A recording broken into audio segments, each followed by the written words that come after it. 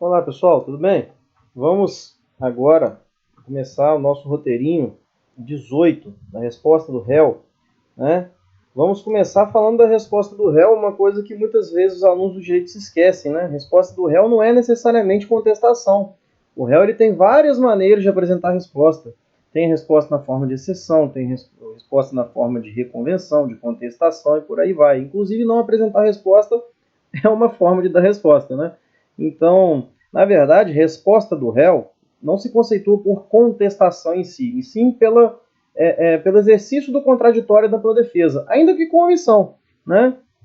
Contra o Estado, em face do autor, assim como é inicial também contra o Estado em face do réu, a fim de expor a sua versão fática e os fundamentos de direito que entender pertinentes, ou seja, se ele quiser, ok? Isso é a resposta do réu. Ela pode se manifestar aí, basicamente, né, nas três modalidades que vocês já aprenderam, de contestação, exceção e reconvenção. Ah, Osório, exceção não tem mais, não. No processo de trabalho tem.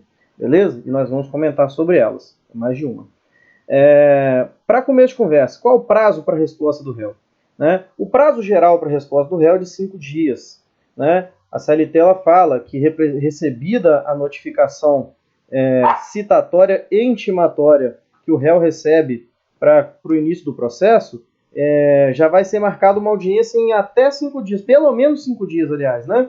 Então vai ter um intervalo desde que o réu recebe a notificação, sendo citado e intimado para audiência, essa audiência ela vai acontecer em no máximo 5 dias. Ou seja, em até, pelo menos, aliás, 5 dias, né? Ou seja, ele tem 5 dias para contestar, se o prazo for usado na modalidade mínima. Então a gente pode perceber que, na verdade, não existe um prazo específico para a resposta do réu. Existe um prazo mínimo, é pelo menos 5 dias. Né? Se quiser dar 6 dias, 7 dias, 8 dias para marcar a audiência, não tem problema, só não pode ser menos do que 5. Né? Uma vez marcada a audiência, na audiência o réu tem 20 minutos para aduzir, né, a sua resposta. A CLT fala até em defesa, né? Não é necessariamente defesa, pode ser até uma reconvenção. Enfim, mas o prazo mínimo aí, então, para a resposta do réu é de 5 dias. E na audiência ele vai ter 20 minutos para aduzir a sua resposta. 5 dias para preparar, 20 minutos para aduzir. Né? Os artigos aí são os 841 e 847 da CLT. Agora, e se não for respeitado esse prazo? Né? E se a audiência, eu recebi a notificação hoje, uma audiência vai acontecer amanhã. Neste caso, o réu ele tem duas opções. Né? Ele pode simplesmente contestar, não alegar prejuízo nenhum e tocar o barco. Tá? E aí a nulidade vai ser sanada, porque é uma nulidade, né? Você não está dando o prazo correto que a lei determina para a resposta. Ou então ele pode simplesmente não ir à audiência e reclamar depois, falar, olha, na verdade eu nem fui porque essa audiência não tem sentido, eu não fui intimado dentro do prazo, pedir a declaração da nulidade. Ou ainda ele pode ir à audiência apenas para alegar o prejuízo, né, pedindo a determinação de uma nova data para a audiência. E aí ele já sai citado dessa audiência. Beleza?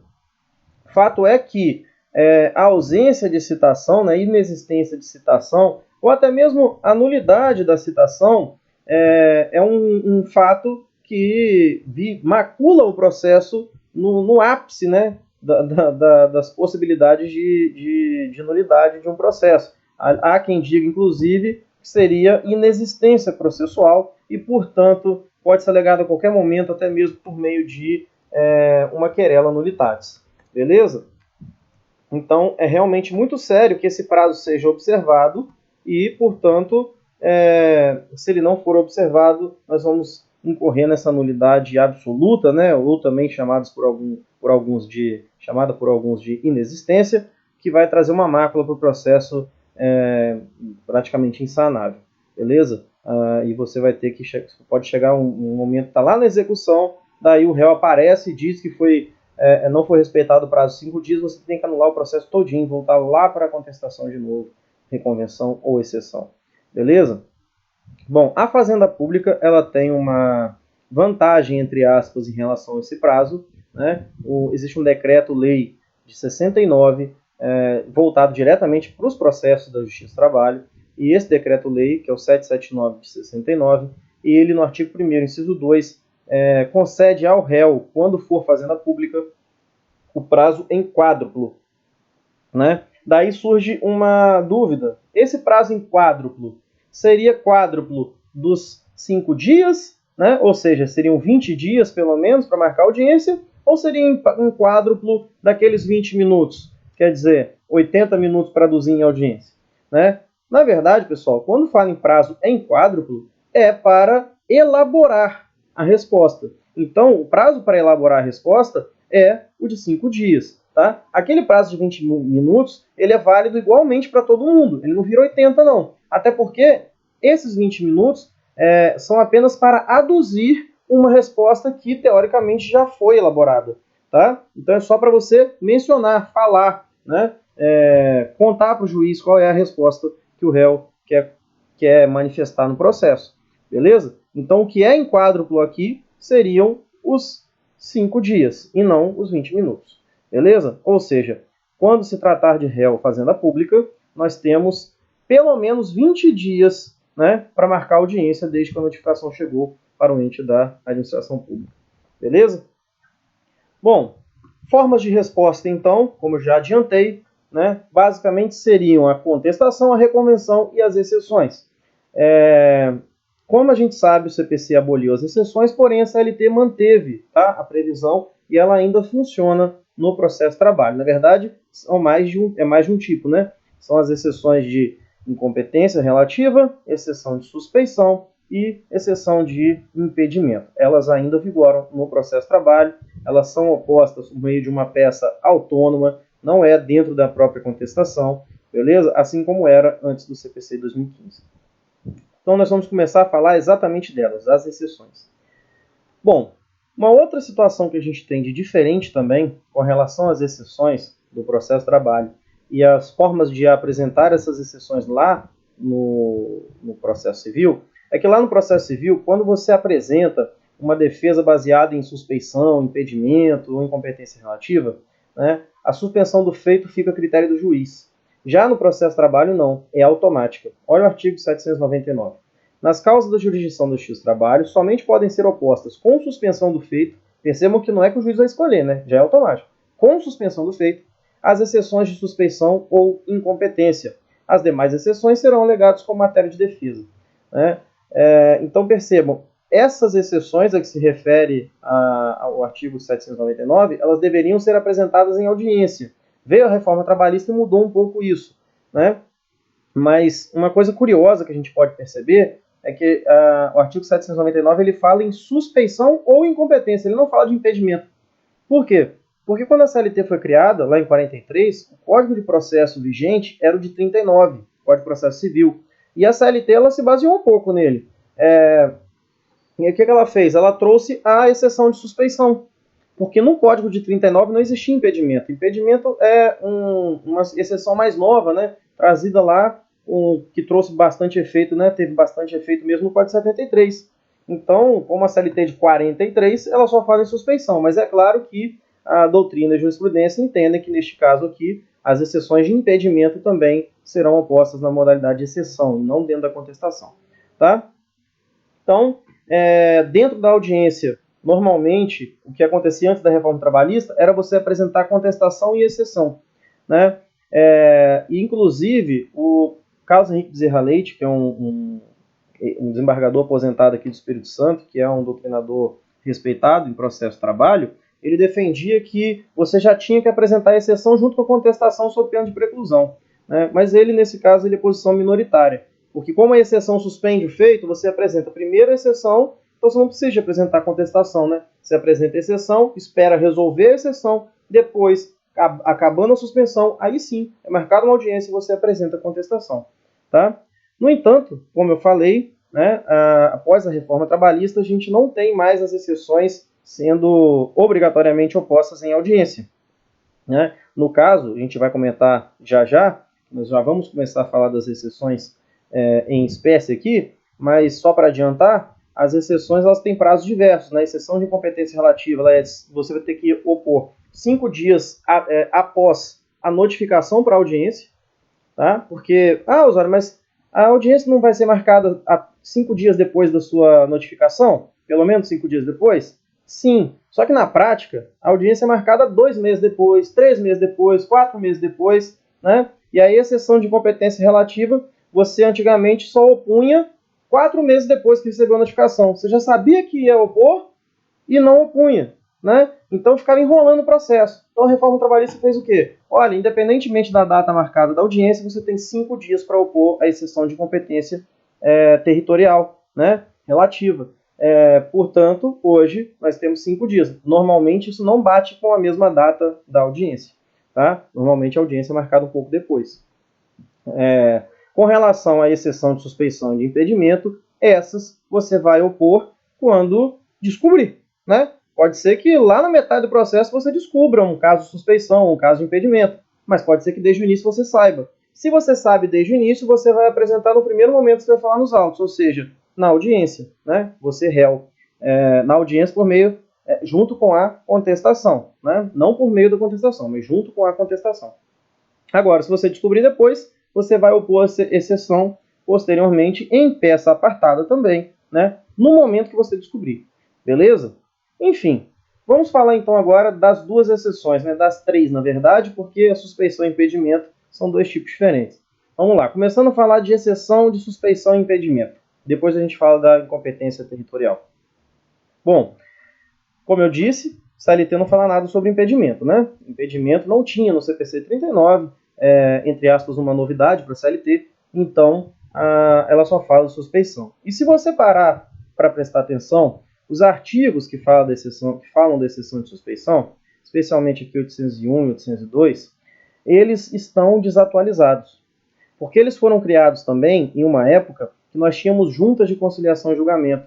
Então, se você opusesse exceção de suspeição ou impedimento em face de um dos 3 juízes, os outros 2 podiam julgar, né? Hoje a gente tem um juiz só.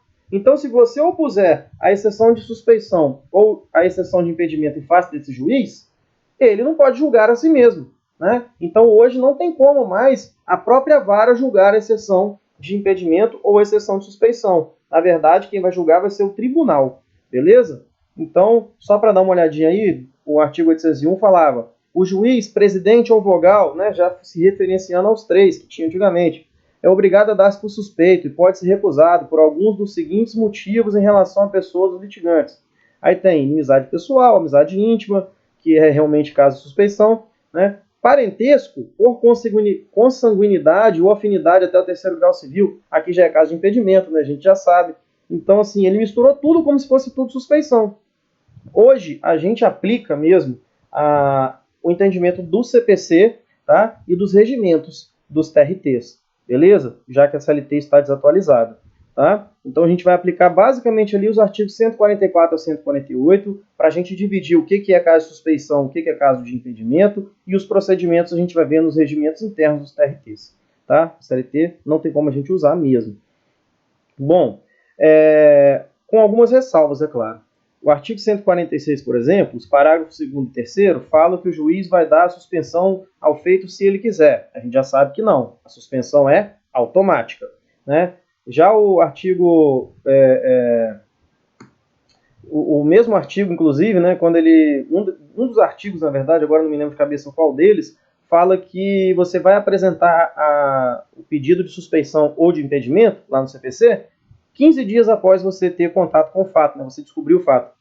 Isso também a gente não aplica, né? A gente vai apresentar a exceção de suspeição ou exceção de impedimento no primeiro momento que tiver que falar nos autos, né? Na forma do artigo 795. As nulidades serão declaradas, senão mediante provocação das partes, as quais não serão declaradas, né?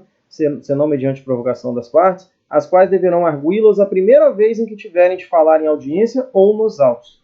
Então, aquele prazo de 15 dias para apresentar defesa de suspeição de impedimento que tem lá no CPC, a gente também não usa, tá? Aqui, descobrir alguma razão para suspeição, descobrir alguma razão para impedimento, eu vou alegar no primeiro momento que eu tiver para falar nos autos. Beleza? Então, como é que funciona, Osório, essa apresentação da exceção de suspeição de impedimento? Bom, vamos alegá-la por meio de exceção, ou seja, é uma peça em apartado, ela não vai dentro da contestação nem dentro de nenhuma outra peça, é uma peça específica, tá? Que você vai nominar de exceção de suspeição ou exceção de impedimento, a depender do caso, né? Você vai alegar no primeiro momento que tiver que falar nos autos, beleza? Para o mesmo juiz que tiver o processo, que você achar que é o suspeito ou o impedido, né? E aí o juiz, ele vai se dar por suspeito ou se dar por impedido, Aí você vai passar o processo para o substituto dele. Normalmente, se esse juiz for o juiz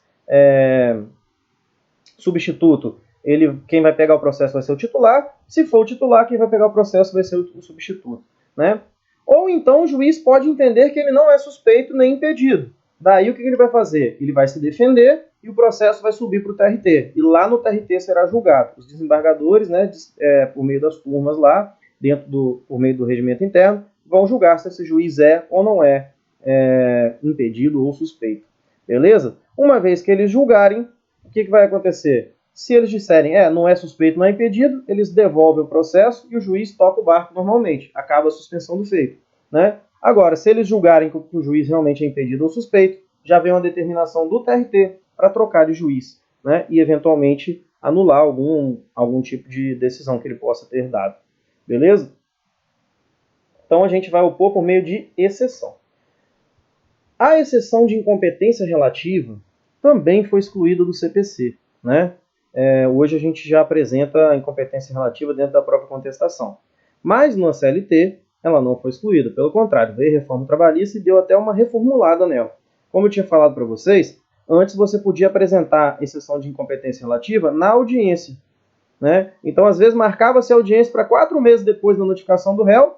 O réu ficava lá guardando na manga 4 meses aquela defesazinha de incompetência relativa, só para enrolar o processo. Chegava na audiência e ele apresentava, né?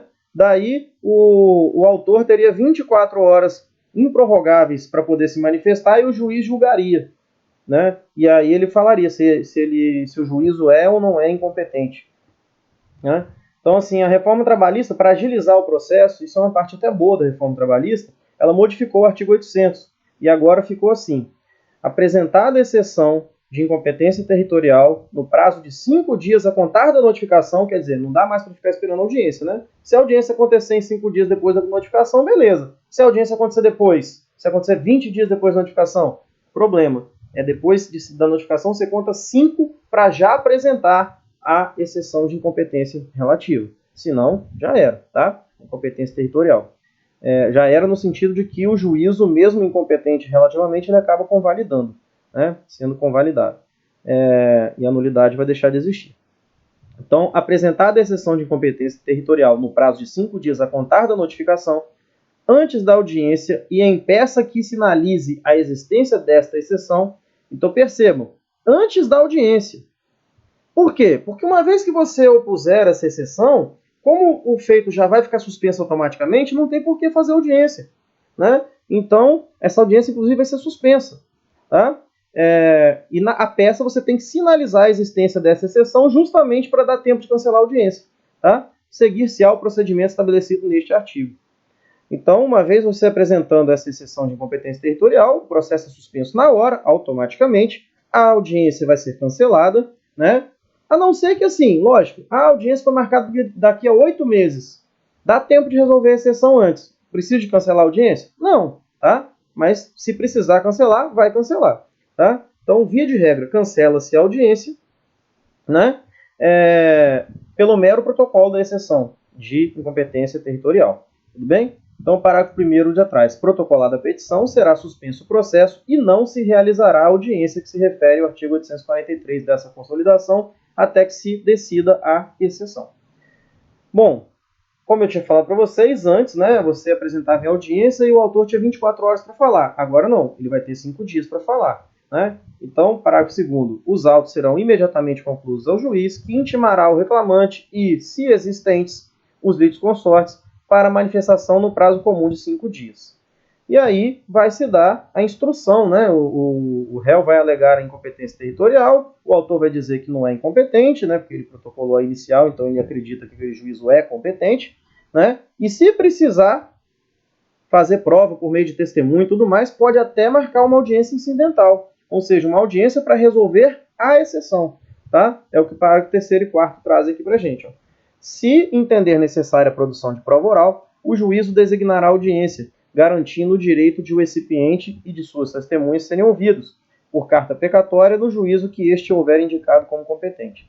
Decidida a exceção de incompetência territorial, o processo retomará seu curso com a designação de audiência e apresentação de defesa e a instrução processual perante o juízo competente. Beleza? Então, é assim que funciona a exceção de competência relativa. Se for incompetência absoluta, aí sim, a gente segue o CPC, né? Da mesma forma. O próprio SLT traz no parágrafo 1º do artigo 795 a observação de que pode ser alegada incompetência absoluta na própria contestação. Ó, parágrafo 1º.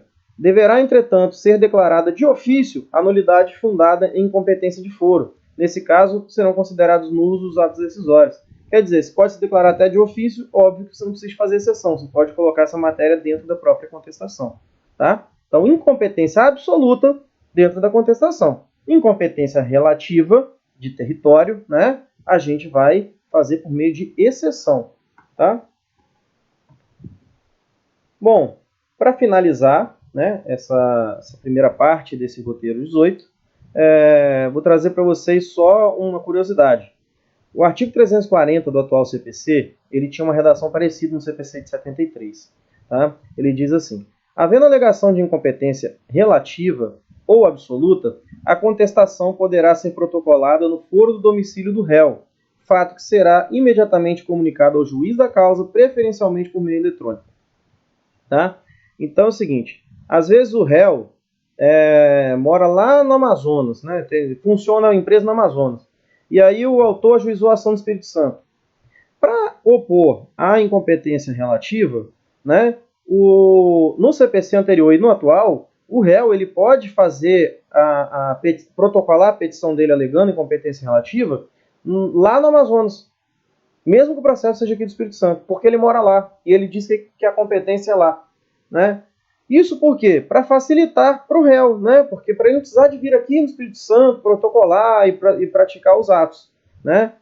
Enfim, no CPC de 73, como já tinha uma redação parecida, não, mesmo tendo uma redação parecida, isso não era aplicado no processo de trabalho, tá? Primeiro porque não tem nada na CLT falando disso. Segundo porque, para aplicar subsidiariamente o CPC, só pode acontecer isso desde que seja compatível com o processo de trabalho. E o TST e a jurisprudência como um todo, a própria doutrina, entendiam que isso não é compatível com o processo de trabalho, porque ajuda só o réu, né? Retarda o processo, que vai ficar demorando, tem que ficar mandando de um juízo para outro e tudo mais, e não faz sentido. Hoje em dia, como todos os processos trabalhistas são do PJE, ganhou-se mais um argumento para não aplicar esse artigo 340, que já que é PJE, não faz diferença nenhuma ele protocolar no Amazonas, no Espírito Santo, né? Ele pode estar nos Estados Unidos e protocolar no Espírito Santo pela internet, é PJE. Então não tem muito sentido aplicar esse artigo 340 no processo do trabalho. Beleza? Bom, próximo vídeo nós vamos falar de contestação, reconvenção e terminar esse roteirinho. Beleza? Grande abraço para vocês, ide em paz e que o Senhor vos acompanhe.